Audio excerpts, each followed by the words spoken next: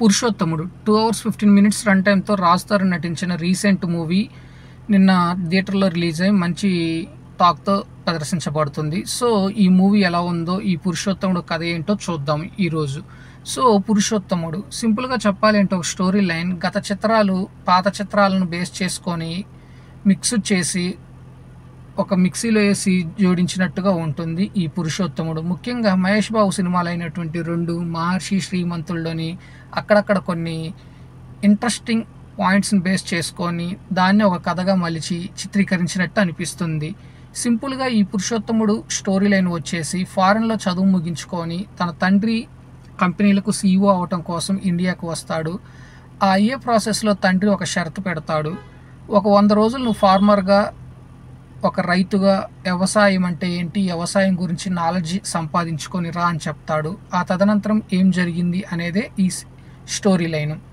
ఇకపోతే ఇందులో రాజ్ తరుణ్ మంచి కాస్ట్లీ లుక్లో, అట్లనే ఒక బాగా డబ్బున్నవాడిగా, మంచి ఉన్నత విద్య కలిగిన వాడిగా, అట్లనే ఒక ఫార్మర్గా విభిన్నమైన రీతుల్లో కనిపించి బాగా ఆకర్షించగలిగాడు. ఆకర్షణీయంగా ఉన్నాడు కూడా. అట్లనే అతనికి ఈ స్టోరీలో వచ్చే ఫైట్స్, డైలాగ్స్, యాక్షన్ సీన్స్ తన కథ చిత్రాలను మించి బాగా మెప్పించగలిగాడని చెప్పొచ్చు. ఇకపోతే ఈ పురుషోత్తముల్లో బ్రహ్మానందం గారు కూడా ఒక కామిక్ రోల్ అనేది ప్లే చేశారు. కాకపోతే ఆయన ఈ మధ్యకాలంలో చాలా చిత్రాల్లో నటిస్తూ కనిపిస్తున్నారు కానీ సరైన డైలాగులు కానీ, కామెడీ టైమింగ్ కానీ, కామెడీ డైలాగులు కానీ ఎక్కడ పడటం లేదు. సో, బహుశా డైరెక్టర్లు రాయట్లేదో మా విధంగా. సో, క్యారెక్టర్ అయితే ఉంటుంది, బట్ అంత చెప్పుకోదగ్గ క్యారెక్టర్ అనేది చెప్పలేమన్నమాట. మంచి కామెడీ కూడా ఉండటం లేదు. So, at a same time ఈ పురుషోత్తముల్లో లవ్కి సంబంధించిన సీన్లు, సాంగ్స్ చాలా ఎక్కువ ఉన్నాయి. కొంత బోరింగ్గా ఫీల్ అవుతారు. అట్లనే మ్యూజిక్ ఓకే, పర్లేదు అనిపిస్తుంది. ప్రొడక్షన్ వాల్యూస్ చాలా రిచ్గా బాగా మెయింటైన్ చేశారు. సినిమా చూస్తున్నంత వరకు హై క్వాలిటీలో మంచి మంచి లొకేషన్స్లో అట్లానే చాలా రిచ్గా, గ్రాండ్ లుక్గా చూపించారు. క్యాస్టం పరంగా ప్రకాష్ రాజు, రమ్యకృష్ణ మంచి క్యాస్టమే ఉంది. కాకపోతే పోస్టర్లో చూసిన విధంగా రమ్యకృష్ణ కానీ, లేకపోతే ప్రకాష్ రాజు కానీ వీళ్ళు కేవలం ఫుల్ లెంత్ రోల్ అయితే లేరు. Just guest appearance point of వ్యూలోనే ఉన్నారు. ఇకపోతే హీరోయిన్గా ప్లే చేసిన వారి యాక్టింగ్ ఓకే.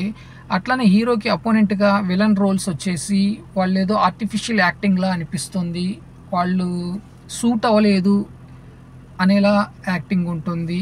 ఇకపోతే ఏదో సినిమా యాక్ట్ చేయాలి కాబట్టి యాక్ట్ చేశాము అనే తరహాలో ఉంటుందే కానీ న్యాచురల్ పర్ఫార్మెన్స్ అనేది ఎక్కడ విలన్స్లో అలా ఉండదు. సో, ఈ పురుషోత్తముడు ఓవరాల్గా చూసుకున్నట్లయితే ఫస్ట్ హాఫ్ ఓకే, కొంత కామెడీ, ముఖ్యంగా ప్రవీణ్ కామెడీకి యాక్సెప్ట్ చేయాలి. అట్లనే రాజ్ తరుణ్ యాక్టింగ్కి యాక్సెప్ట్ చేయాలి.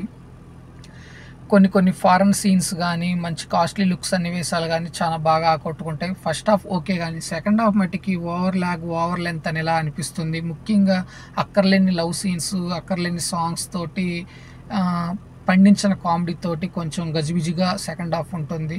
సో, ఈ వీక్లో కొంతమేర మెప్పించగలిగే మూవీ ఏదైనా ఉంది అంటే ఇది పురుషోత్తముడు అని చెప్పాలి. సో, ఈ పురుషోత్తముడులో చెప్పుకోదగ్గ ప్లస్ పాయింట్స్ ఏమైనా ఉన్నాయి అంటే రాజ్ తరుణ్ యాక్టింగ్, అట్లానే అక్కడక్కడ వచ్చే కామెడీ టైమింగు, ఫస్ట్ హాఫ్లో 2-3 సీన్లు తప్పించి ఇంకేమీ లేదు. ఇక మైనస్ పాయింట్స్ వచ్చేసి సెకండ్ హాఫ్ అక్కర్లేని సన్నివేశాలు, సాంగ్స్, పండని comedy, emotionals, villain actings. So friends, నేను ఇచ్చిన ఈ రివ్యూ అనేది మీకు నచ్చినట్లయితే నా ఛానల్ సబ్స్క్రైబ్ చేసుకోండి. నా ఛానల్ పేరు వచ్చేసి TSM బ్లాగ్. Thank you. నేను మీ నష్రుద్దీన్.